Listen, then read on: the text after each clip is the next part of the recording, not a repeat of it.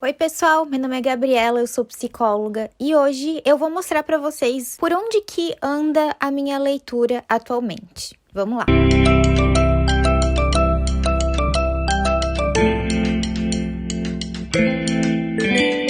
Eu sei que esse é um dos assuntos pedidos por vocês, né, para eu mostrar aí as minhas leituras, por onde anda algumas das leituras sobre psicologia da moda. E eu sempre falo que a psicologia da moda não tem tanta referência, embora eu já tenha colocado aqui, feito um vídeo que eu vou deixar aqui nos cards para vocês sobre livros em português sobre psicologia da moda, mas eu tenho feito essa junção, então, com diferentes áreas do saber. E eu vou mostrar um pouquinho para vocês, saindo um pouco desse enfoque, mas também entrando nele de alguma forma.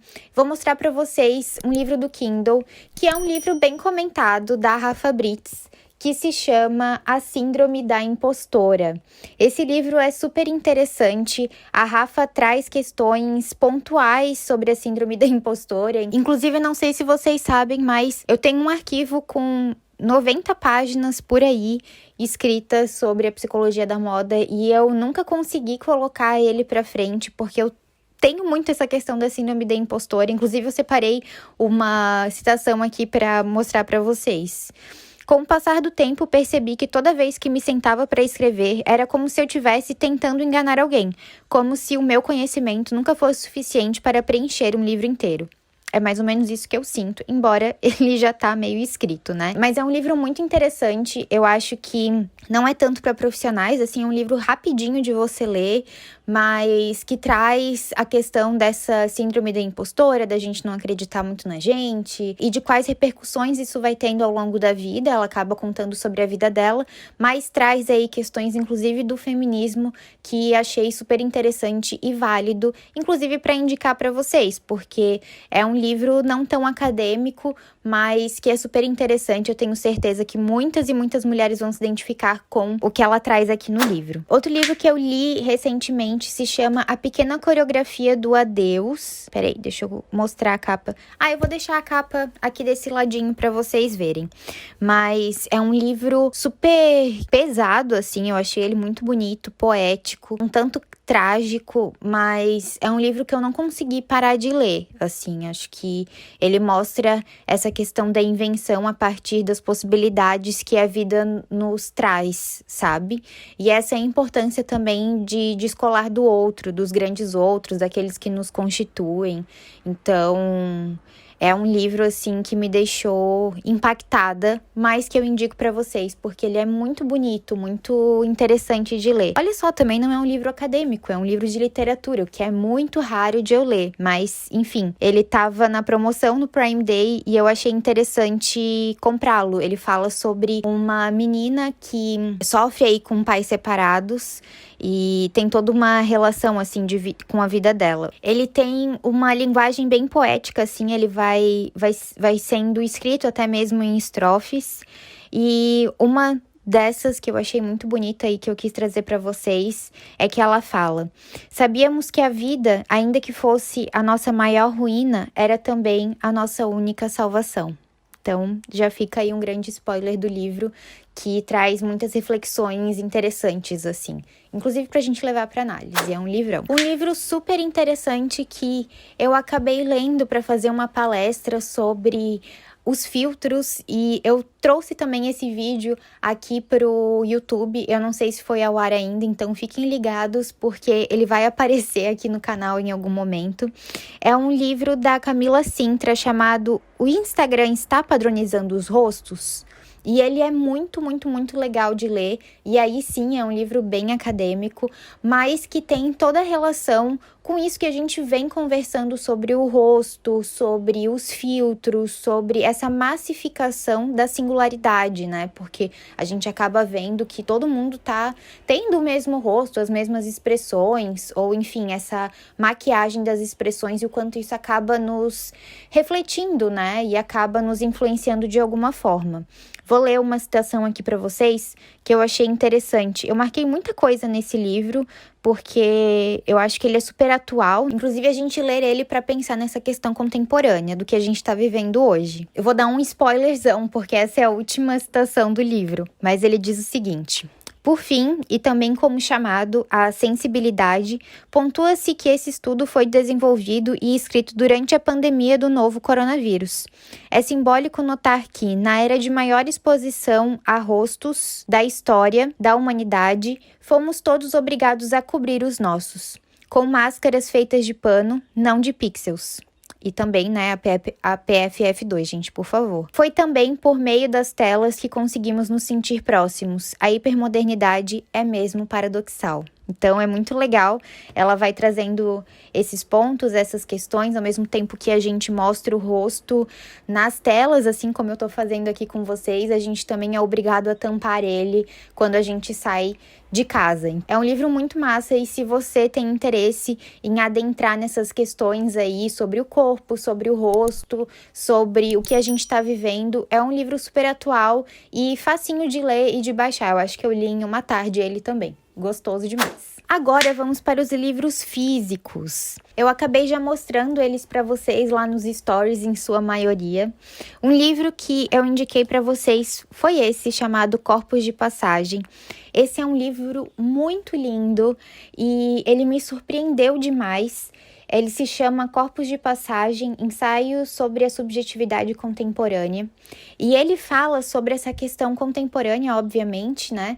Da subjetividade com relação aos nossos corpos e como que o tempo acaba sendo atravessado pelo corpo, como que a gente lida com essas questões, até mesmo essa aceleração que a gente está vivendo, mas existem outras pessoas que estão desacelerando, né? Esse movimento tanto do slow fashion quanto do slow posting, eu não sei se é dessa forma que eles falam, mas existe uma forma de estar na internet e produzir menos, né? Mas que isso também acaba virando uma demanda mercantilista, então uma demanda capitalista do sistema. E o quanto que a gente acaba servindo a isso, não por uma demanda de um desejo nosso, mas por um ideal plantado pelo outro. E o quanto o nosso corpo acaba sentindo todas essas modificações.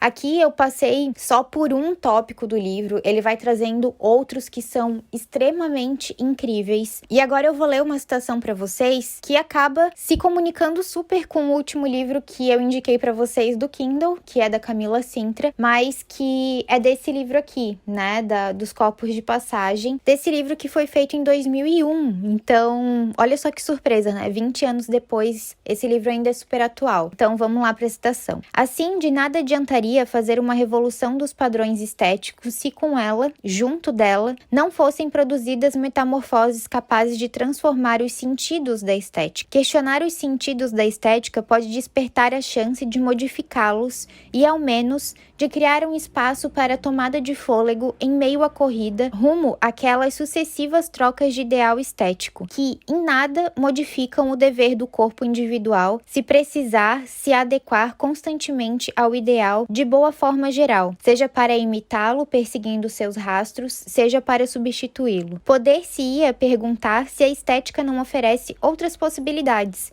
além da eterna corrida rumo à substituição de um padrão para o outro. Então, esse é um livro que nos faz pensar muito e eu amei. Inclusive, vou colocar um dos textos no grupo de estudos de psicologia da moda para a gente pensar essa relação com o corpo. Se você ainda não se inscreveu, as inscrições estão abertas e eu vou deixar um link aqui embaixo para você se inscrever. Outro livro que deu muito o que falar lá nos stories quando eu postei sobre ele é esse livro aqui, do Guy Debord, que se chama Sociedade do Espetáculo. Como vocês podem ver, eu peguei ele na biblioteca e não pretendo devolvê-lo tão cedo, porque é um livro muito incrível. Eu queria comprar ele, mas infelizmente ele tá super esgotado. O que a gente encontra por aí são comentários sobre o livro e comentários atualizados de outros autores sobre o livro. Mas é um livro extremamente incrível e que tem muita relação com essa relação de consumo, relação da arte e do mundo, relação com o capitalismo. Nossa, é um livro incrível. Vou ler aqui para vocês também uma citação que me marcou bastante. Imobilizada no centro falsificado do movimento, de seu mundo, a consciência espectadora já não conhece em sua própria vida uma passagem para sua realização e para sua morte. Quem desistiu de despender sua vida já não deve reconhecer sua morte. As publicidades dos seguros de vida apenas insinua que o indivíduo é culpado de morrer sem ter garantia da regulação do sistema, pois essa perda econômica e do American Way of Death insiste na capacidade de manter esse encontro a maior parte das aparências da vida. Nos bombardeios publicitários restantes, é nitidamente proibido envelhecer. É como se houvesse uma tentativa de manter em todo indivíduo um capital juventude, que, por ter sido usado de um modo medíocre, não pode pretender adquirir a realidade durável e cumulativa do capital financeiro. Essa ausência social da morte é idêntica à ausência social da vida. Gente, é um livro super necessário, assim. Nos faz refletir demais sobre essas questões também do capital. Como vocês estão vendo aqui, né? Todos os livros acabam se conversando sobre essa questão da passagem do corpo, desse movimento estético desenfreado que a gente está vivendo. Esse é um livro de 1931 a 1994, ele foi escrito. Super atual com o que a gente está vivendo hoje. Fala sobre essa questão da alienação, do consumo.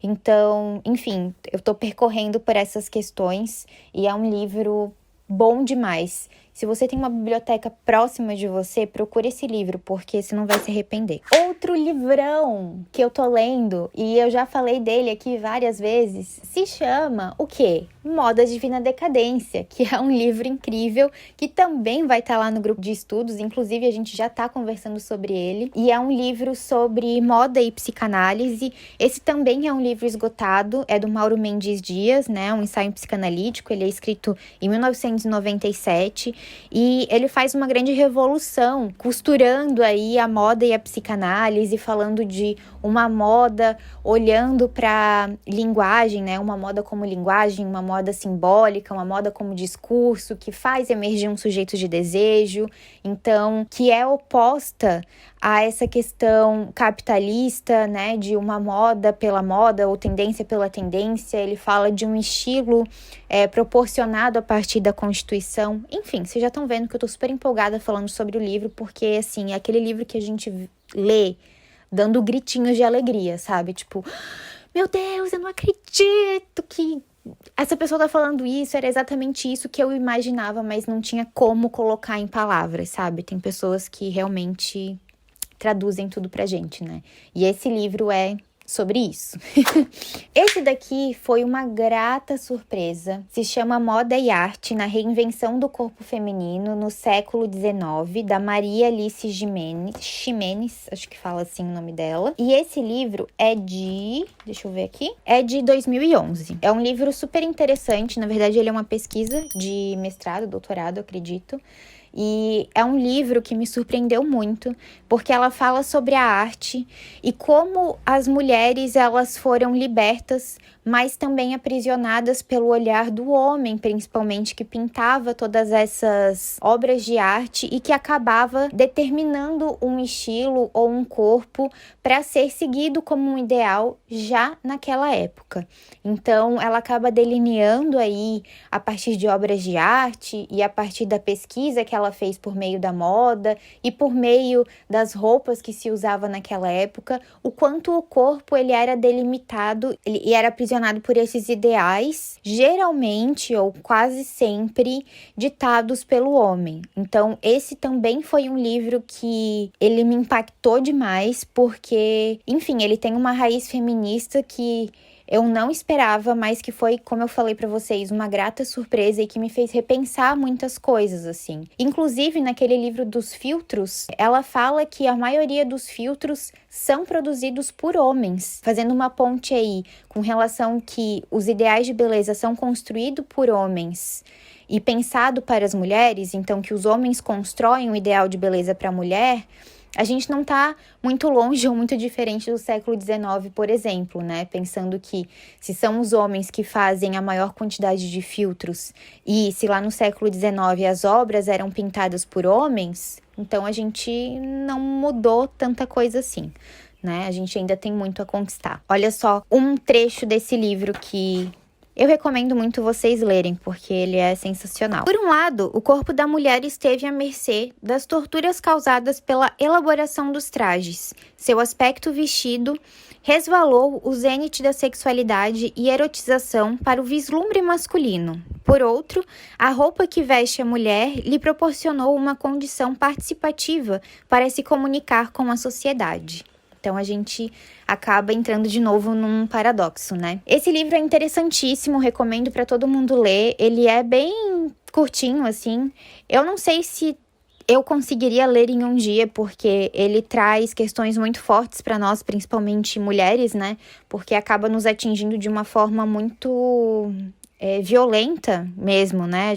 Acaba nos tocando em pontos sensíveis, mas é um livro muito interessante para vocês lerem e se debruçarem através dele, tá? E agora o último livro, na verdade, não é um livro terminado, é um livro que eu tô lendo nesse momento, que é o nosso querido Freudinho. Aqui lendo uma das obras incompletas do Freud, e nessa edição aqui da Autêntica, que é Arte, Literatura e os Artistas. Eu tô bem no comecinho ainda, mas eu já tô amando. Inclusive porque Freud tem essa resistência em falar sobre arte, né? Esse medo de não ser reconhecido, enfim, de colocar aí as questões da psicanálise e as interpretações dele com relação a isso.